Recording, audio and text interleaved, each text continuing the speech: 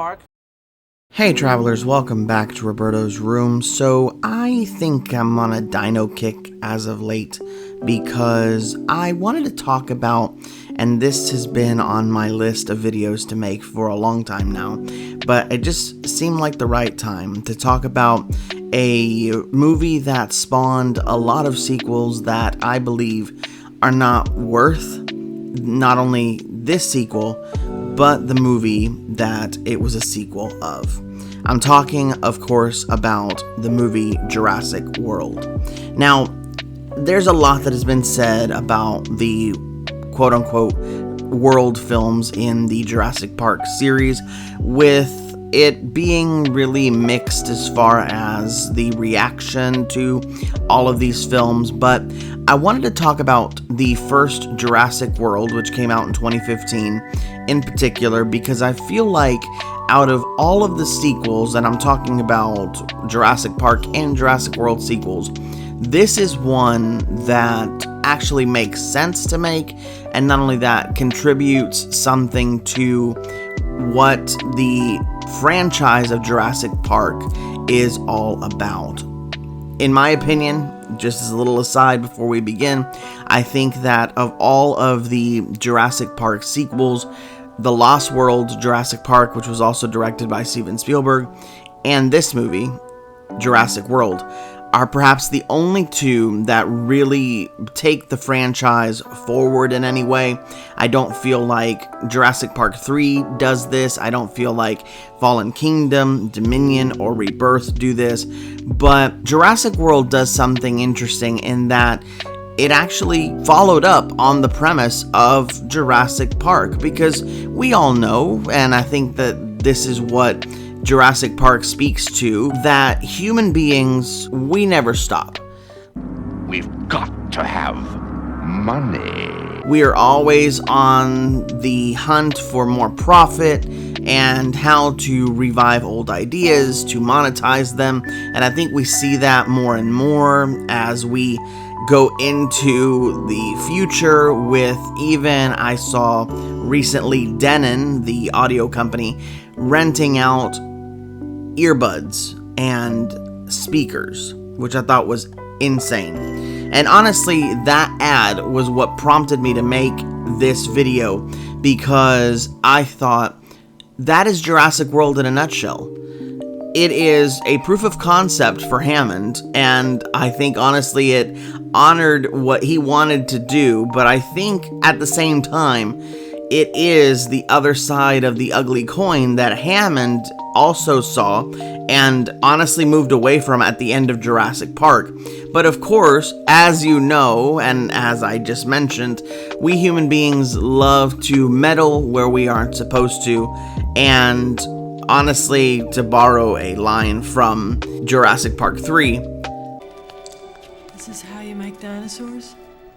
No. This is how you play God.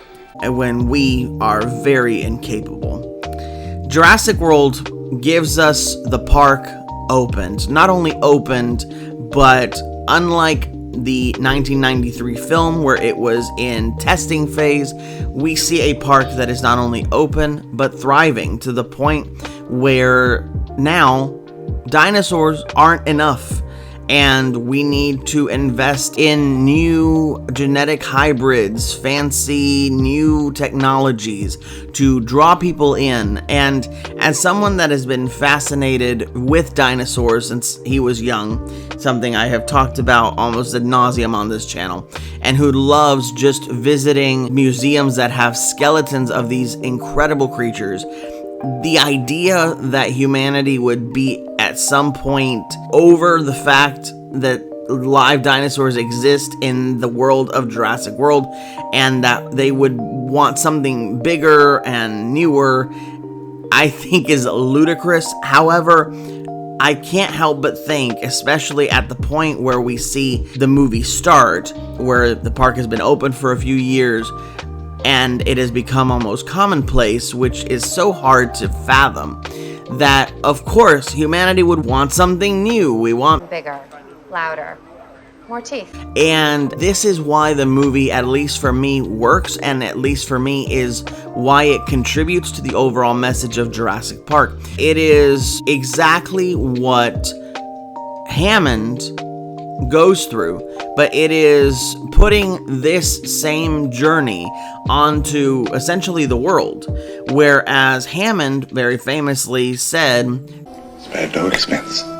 and he paid dearly for it, I think, with having his grandchildren put in danger during the events of the film. And of course, we know that he cut corners, because who in the world would hire only one person to handle most of your technology and have it all hinge on him in something that is brand new technology that is untested in many ways with man-eating carnivores? You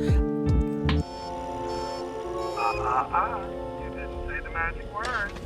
Please! Again, that is the fallacy of John Hammond, and it is at full display here by not only Claire Dearing, played by Bryce Dallas Howard, but Vic Hoskins as well, played by Vincent D'Onofrio, both who want to just use the dinosaurs for profit, whether that is keeping them in cages or the more ludicrous subplot of Jurassic World, which to me was 100% believable.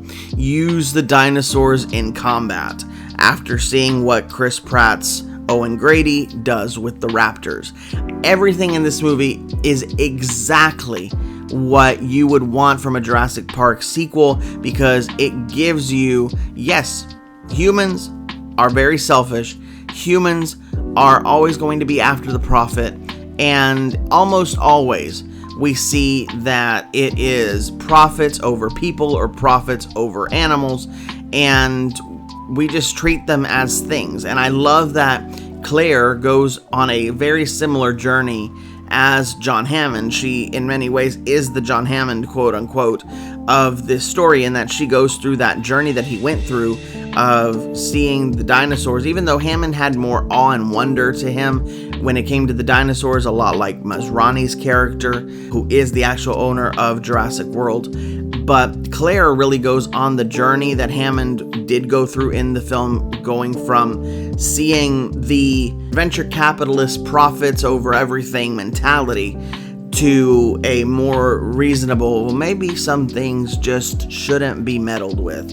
And I think that the only redeeming quality of the later sequels is that she goes from that venture capitalist mentality to someone that is outright wanting to protect the dinosaurs. And I feel like that was a really great storyline for her, even though I think everything around her in the later films suffers to great degree. But I think that this movie, like I said, the reason why at least it works for me is because we see the park open and we see what should be, okay, we've proven the concept, but no, we have to keep meddling and we have to keep doing, which is exactly what Hammond would have fallen into had he been successful in Jurassic Park, I feel. And to see that and to see it all come crumbling down, gloriously so, once again, this time not because of one singular IT guy, but because of the actual hubris of wanting to create this hybrid that you do not understand and is going to tear a hole through your park, and does so just because it's an animal. You might have made them in a test tube, but they don't know that. They're thinking, I gotta eat, I gotta hunt, I gotta... And you're not going to stop it, was a masterstroke. And it is an incredible, at least for me, film that lives up to being part of the legacy of Jurassic Park. Let me know if you've seen Jurassic World. I mean, it's been out for about 11 years at this point, so I'm pretty sure everyone's seen it. If you have, let me know what you think, especially with the discussion that we had in today's video, down in the comments down below. And before you go as well, please, if you would, my puppies and I would love for you to like, share, and subscribe. Thank you so much for watching this video with me, travelers, and as always, go with grace. Welcome to Jurassic World.